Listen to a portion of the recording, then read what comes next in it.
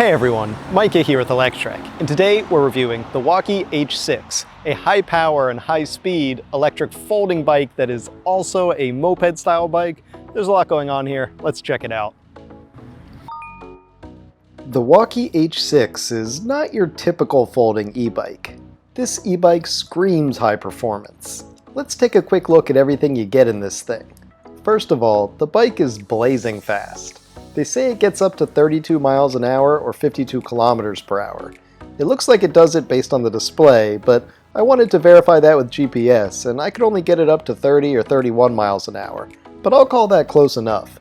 That's fast for an electric bike. And it can do it on throttle only too, which is both cool and questionably legal.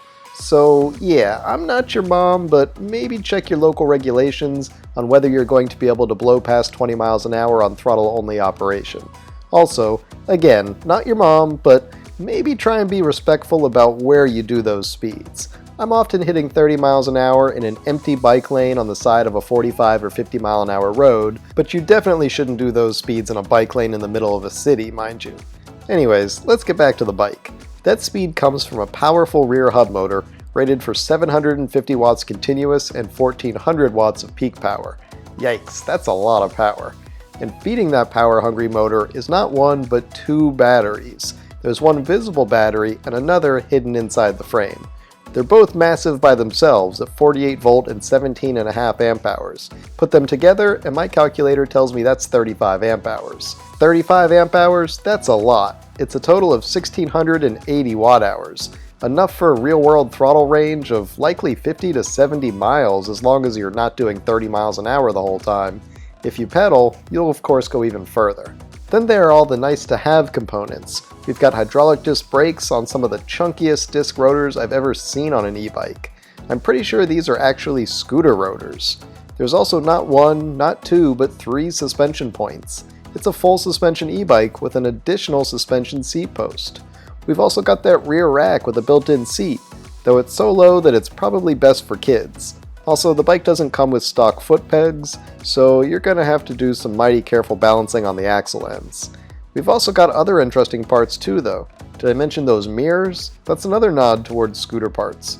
And that color LED screen is pretty awesome too. Of course, the 8-speed transmission is nice at face value, but I can't imagine that owners of this e-bike are going to be pedaling all that much, at least not enough to really be running through 8 gears all the time. So there's a lot going on with this bike. High power, high speed, rear seat, but another feature that you normally don't find on these moped style bikes is that it actually folds. It's a pretty heavy big bike, so let's see how easy it is to fold. We'll start up here at the handlebars, release that safety, bring those down, hope they don't knock off any mirrors here. Then we head to the middle like usual, open that up. Oh man, this is a heavy bike. All right, fold that sucker. Oh geez. All right, we're getting there. Bring that guy around and we're basically folded. Now that is still a big bike, but it is much smaller than it started. And you could probably fit this more easily in the back of an SUV, maybe the trunk of a car if you've got a seriously large trunk, but definitely in the back of a van or an SUV, something like that. So there's a lot to like here, but at the same time, I'm not without my complaints either. Chief among them is how big the bike is. It's massive, and it's heavy too, 90 pounds heavy. That's 41 kilos for anyone that uses a sensical mass scale. That's a lot of weight. I've had girlfriends that weigh less than this giant thing. But I guess that's what happens when you keep cramming in more. Big tires, dual batteries, chunky motor, rear seat, thick disc rotors, included mirrors, etc. The weight just keeps adding up, and then the price adds up too. The Wallke H6 is on sale currently for $2,500, down a couple $100 from its MSRP.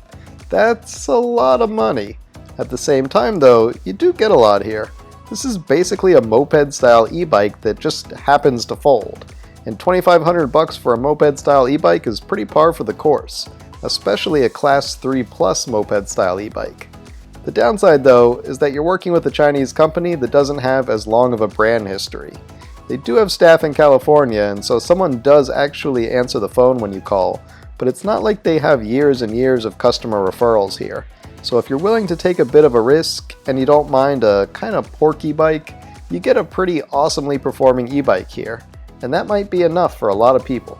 Thanks for watching, everyone. We hope you enjoyed that review of the Wallke H6. If you did, why don't you give it a thumbs up? And don't forget to subscribe so you won't miss any of our future electric vehicle videos. We'll see you here next time.